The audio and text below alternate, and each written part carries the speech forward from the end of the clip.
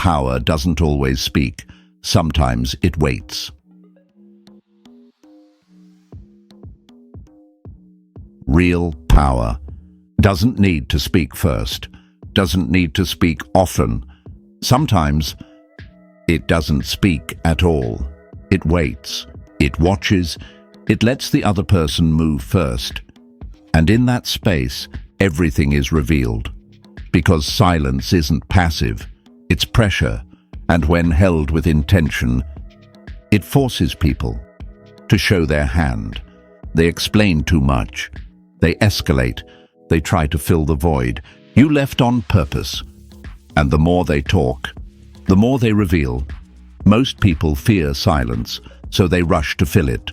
They answer before thinking. They react before observing. But you do the opposite. You stay quiet, not to hide, but to control. Because when you hold the silence, you hold the frame. This video is about a specific kind of provocation, the kind that speaks without words, that triggers reactions, not through confrontation, but through stillness. You won't need clever replies, just presence, just pause, just the power of saying nothing.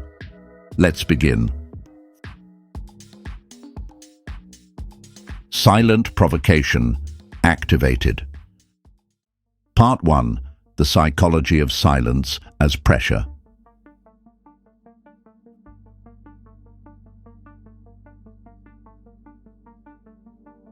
Silence isn't neutral. It's weight. It's pressure. And the mind doesn't know what to do with it. Because the brain is wired to seek feedback, to close loops, to interpret signals. But when you say nothing, there is no signal, no reaction, no resolution. And that drives people crazy. They want to know, are you angry? Are you calm? Are you thinking? Are you done? But silence answers nothing. It just hangs, heavy, unfinished, unreadable.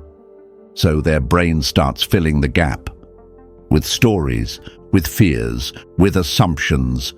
And now they're not focused on you. They're spinning inside themselves. That's the trap. You didn't say anything, but now they're revealing everything. They over-explain. They reach, they push, they try to break the silence. Because they can't stand the stillness. And the more they move, the more you stay still. Now you're not reacting to their pressure. They're reacting to yours. Because silence isn't absence. It's control. Held with posture, held with eye contact, held without fear. You didn't retreat, you just refused to give them access. And that refusal speaks louder than any argument ever could. Part 2. Why saying nothing can hurt more.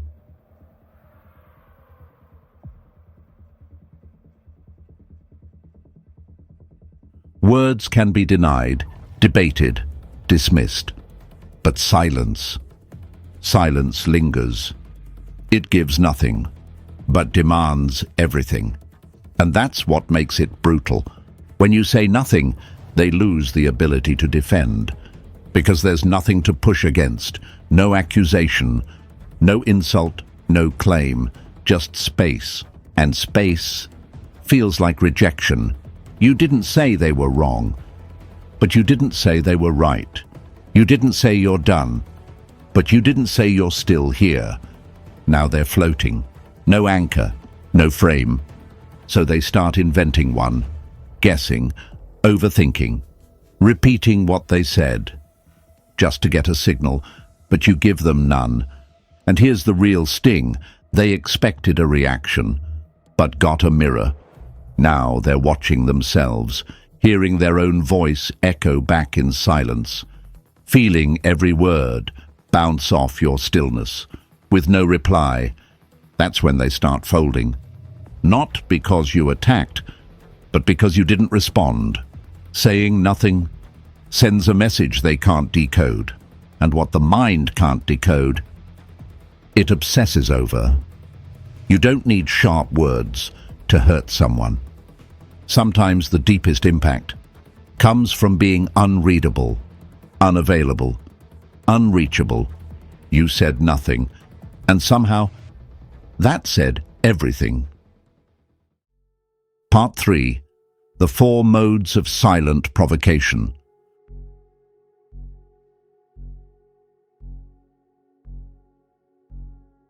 You don't need to speak to trigger a reaction. Sometimes all it takes is how you pause, how you look, how you leave, how you say nothing. These are the 4 modes of silent provocation. 1. The pause. You're mid-conversation. They expect a reply. You stop, not because you're unsure, but because you're watching. They shift. They fill the silence. They say too much because they can't handle the gap you left on purpose. The pause is a pressure point. Use it like a blade. 2. The stare. No words, no emotion, just eye contact. Still, cold, steady. They look away first. They stutter. They blink. They retreat. Because the longer you hold the stare, the more it forces them to question their own energy. You don't speak. You just see. And they feel it. 3. The withdrawal. You were present. Now, you're not. You pull your attention, your eye contact, your emotional availability. The room feels colder. The connection breaks. They feel the absence instantly. You didn't argue. You didn't react. You just left. Mentally, emotionally, quietly. And now they're chasing what disappeared. 4. The no response. They ask a loaded question. They push. They provoke. And you say nothing. No nod. No glance. No shift. Just stillness. They escalate. They repeat. They reveal more than they intended. All because you withheld the one thing they thought they controlled, your attention. Each of these is simple, but deadly. Because the silence you hold doesn't create confusion, it creates exposure. They break themselves, trying to make you speak, but you've already spoken with nothing at all. Part 4. When to use silent provocation.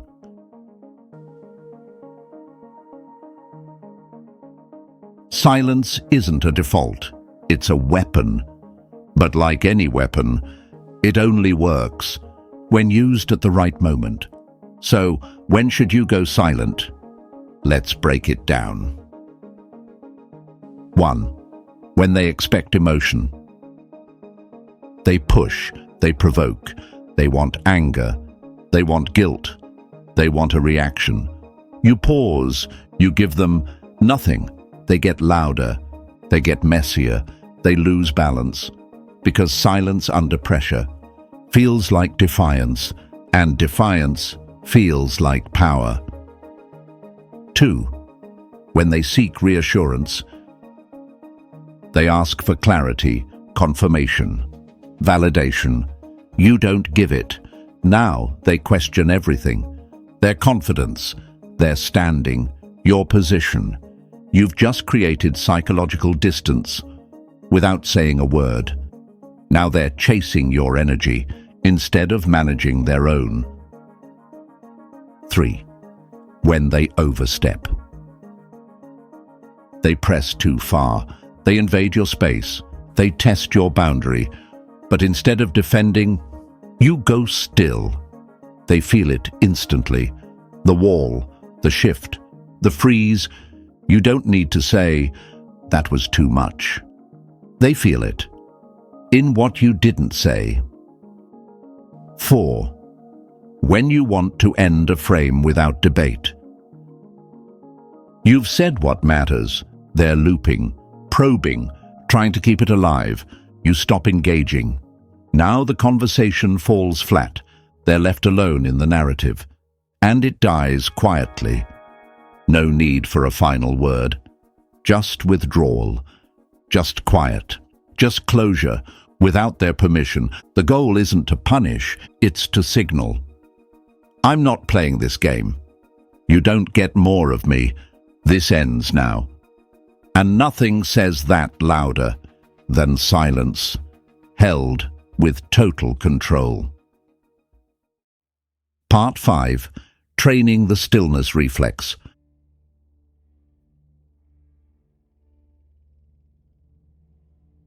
Stillness isn't natural, it's trained.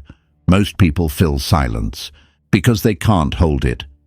They twitch, they blink, they explain, but you do the opposite. You make silence your sharpest edge. Step 1. Start with the micro pause. Before you speak, pause, just for one beat. They'll notice, they'll feel it, they'll lean in. It's not hesitation, it's control. Train your system to wait, to break the reflex, to reset the pace. Step 2. Breathe through pressure.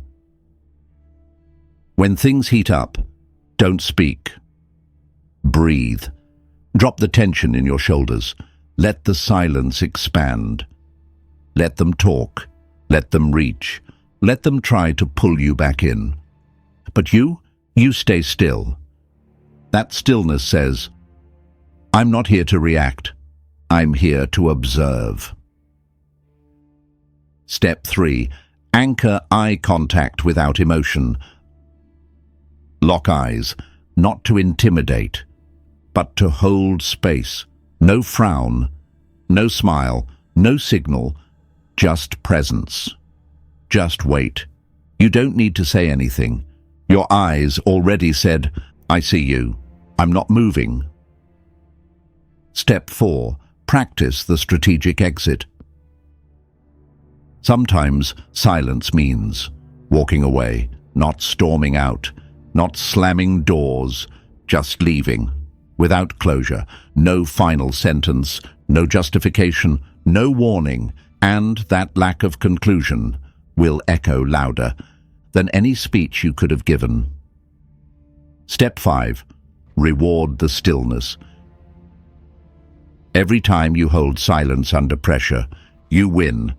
Even if they talk over it, even if they call you cold, even if they beg for a response. You don't give in. You anchor deeper. And over time, your nervous system learns we don't chase clarity. We create tension.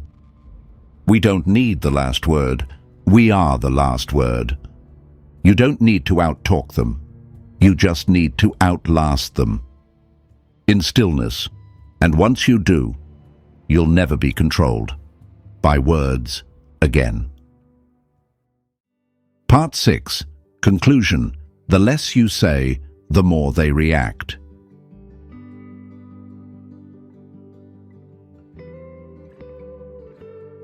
You don't need to be louder to be heard. You don't need to be faster to win. You don't need to speak to control the conversation. In fact, the less you say, the more they react. Because silence is pressure. Silence is weight. Silence is the frame you don't explain. And when you hold it longer than they expect, they break. Not because you said something wrong, but because you refuse to say anything at all. They escalate. They fill space. They reach for your attention like it's oxygen. But you don't move. You don't flinch. You don't explain. You just watch and let them fall into the space you left on purpose.